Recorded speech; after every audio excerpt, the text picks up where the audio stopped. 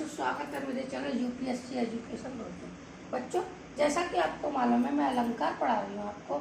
मैं आपको अतिशयोक्ति, श्लेष, उत्तरोक्ति, परोक्ति, ये सारे अलंकार पढ़ा चुके हैं। श्लेष अलंकार, उपमा अलंकार, रूपक अलंकार, पुनरावृत्ति अलंकार, वक्रोक्ति अलंकार। आज मैं आपके सामने उसी क्रम में एक और अलंकार लेके आई हूँ, जो है अतिशयोक्ति अलंकार। अतिशयोक्ति अलंकार में मैं बताऊंगी आपको कि इसकी पहचान कैसे की जाती है और इसके परिभाषा क्या है और उदाहरण क्या है। तो जैसा कि आपको मालूम है, अतिशयोक्ति यानी आपको इन अक्षरों से ही मालूम पड़ गया होगा। अतिशयोक्ति का मतलब होता है, अति का होता है कोई ज्यादा चीज, यानी ज्यादा। अति माने होता है किसी चीज को ज्यादा तरीके से या किसी चीज की ज्यादा।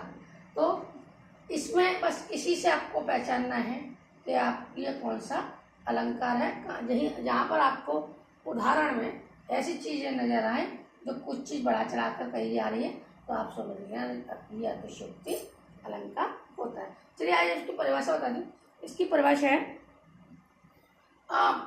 जहाँ किसी बात का बहुत बढ़ा चढ़ाकर वर्णन किया जाता है, यानी हम किसी बात को इतनी बड़ा चढ़ाकर कहते हैं। बात छोटी सी होती है, लेकिन हमारा जो कहने का तरीका होता है बहुत ही ज़्यादा बड़ा चढ़ाकर होता है। तो जहाँ पर अपनी बात को या किसी बात को बड़ा चढ़ाकर कहते हैं, वहाँ पर अतिशयोक्ति अलंकार होता है। जहाँ किसी बात का वर्णन बहुत बड़ा चढ़ाकर किया जाता है, वहाँ अतिशयोक्ति अलंकार होता है। जैसे हनुमान की पूंछ में लग ना पाई आग, लंका सिगरी जली गए निशान।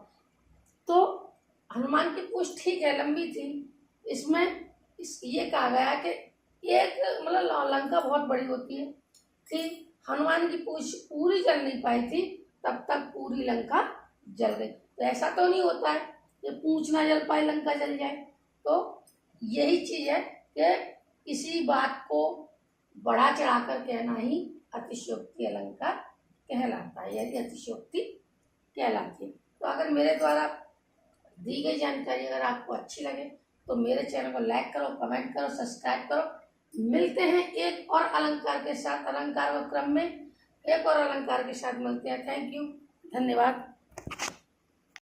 स्वागत है मेरे चैनल यूपीएससी एजुकेशन में।